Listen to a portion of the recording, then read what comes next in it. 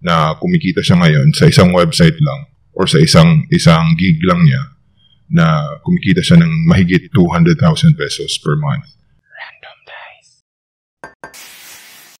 Hello guys, sa video na ito ipapakita ko sa inyo kung paano kumita ng 2,000 pesos araw-araw sa online. Please stay tuned, panoorin nyo at the end of the video. I will give you some tips kung paano nyo maximize yung income nyo, additional income nyo online sa mga websites na ito. Ang pinakaunang website na ipakikita sa inyo is Fiverr.com. Bali dito, gagawa kayo ng gig.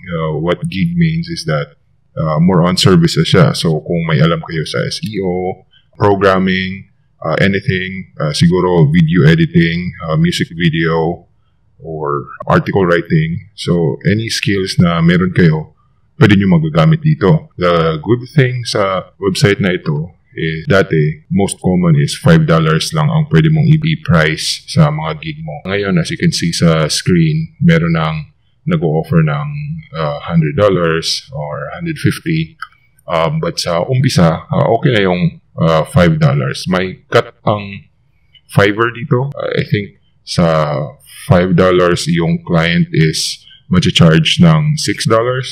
So, siguro 20%. And then, again, as what I said earlier, at the end of the video, may pakikita akong tips sa inyo. And then, sa website nito, para kayo mabayaran, kailangan nyo ng PayPal. Madali lang gumawa ng PayPal. Kung wala kayong PayPal, at saka gusto nyong mga tips kung paano magka-PayPal or tutorial, comment lang kayo below. And then, gagawa ko ng video kung step-by-step sa video kung paano kumuha ng PayPal for 2019. Again, legit tong site na to. I've been using this website siguro for since 2011. And yeah, maganda talaga yung website. Hindi ito quick reach website. Mag-e-effort talaga kayo dito. Don't be like those tao na nanonood ng mga tutorials, nanonood ng steps kung paano kumita ng pera, kaso wala namang ginagawa.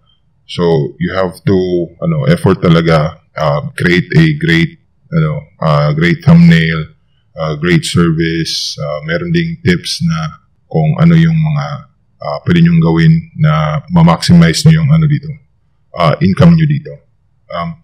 The second website na I'll be talking about today is Upwork.com. So yung Upwork, dati Odesk ito. So it's more on freelancing.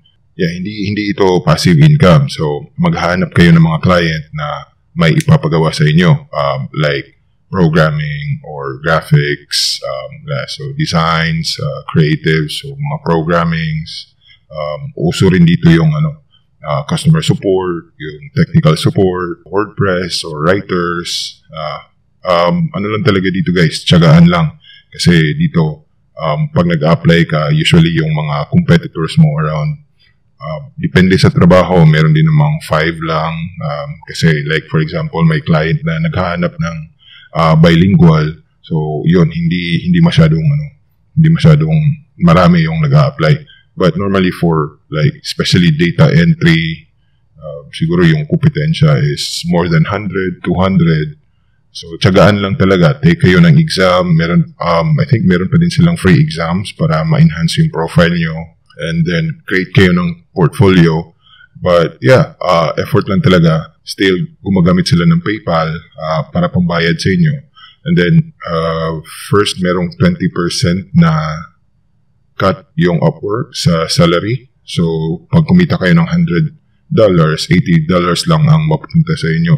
But, bali sa lang yan. First, $500.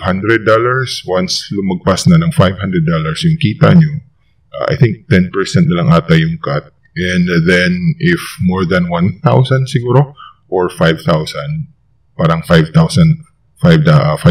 ata yung cut. So, the more income you get from this website, mas liliit yung percentage na kinukuha nila. And then, the next website is yung freelancer.com. Silang parang same lang ito ng Upwork. But dito lang, medyo ang maraming Indian na kompetensya.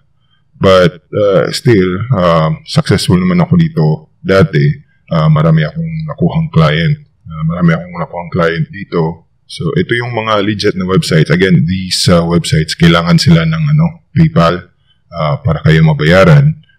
All are legit. Again, siguro 99% sa inyo walang gagawin pagkatapos yung napanood dito. Don't be like those 99%. Be like those 1% na talagang kumikilos. At saka, once kumita na kayo dito, ipunin nyo lang, and then kumuha na kayo ng real business online for financial freedom. Yung channel na ito yan yung focus natin. Kumita tayo online para hindi na po tayo dependent sa regular job natin, 9 to 5 natin. Ako, I've been a freelancer and then may online business na since 2011. So, share ko lang sa inyo yung mga knowledge. Wala akong ibibenta sa inyo ng mga books or any tutorials na mga share ko lang yung knowledge sa inyo. And then, kung willing kayong gumawa or willing kayong kumilos, for sure, as long as may internet kayo, may PC or laptop, kayang-kaya nyo itong gawin. Again, may tips ako sa inyo kung paano. Like, dito for example sa Fiverr. So, kung alam nyo na kung paano gumawa ng graphics or anything, meron kayong software na for example, Photoshop. So, skip nyo lang yung part na to. Hanapin nyo yung next step. Hanapin nyo yung next step. But for some of you guys na hindi alam kung ano ang gagawin for graphics, search for canva.com. So, ito yung, dito kayo pwede gumawa ng graphics, anything graphics for free. So, for example, magpo-post kayo ng, gig sa Fiverr na resume making or Instagram graphics, Facebook graphics, or Facebook cover. Tapos wala kayong idea kung paano nyo gagawin yun. Punta lang kayo sa canva.com, create kayo ng account, tapos search nyo. For example, ito, Facebook cover. So, madali lang siya. Very easy. Drag and drop lang siya. So, dito, kukuha ka ng design. Pwede mong i-edit. So, ito, for example, yung client nyo is for traveling. Tapos, nakalagay dito is skincare. But yung graphics niya is more like traveling din naman. So, pwede nyo ito magagamit. Tapos, click nyo lang yung mga text.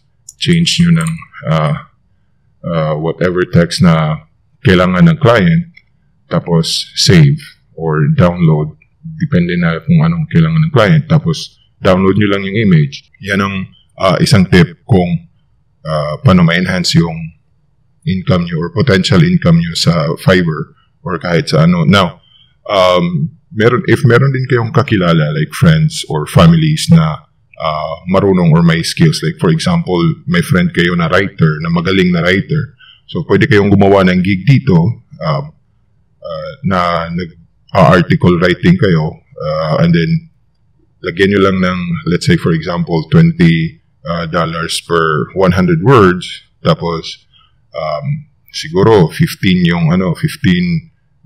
yung hingi ng kaibigan nyo na writer. So, at least may $5 kayo. Ipunin nyo lang yun para may pang-business kayo online.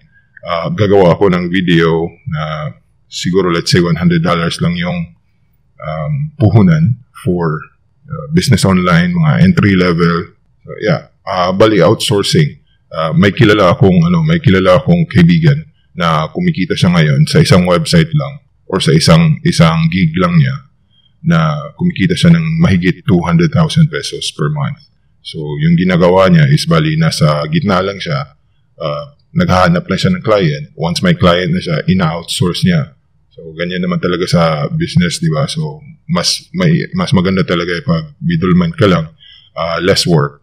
But still, kailangan nyo pa rin ng profile para makita kayo online or para at least maganda yung or credible kayo online. So guys, please comment down below kung anong gusto nyong mga tutorials at gagawan ko kayo. And also, please like, subscribe, and share para mas ganado tayong gumawa ng video. or at least share nyo yung knowledge sa ibang nangangailangan.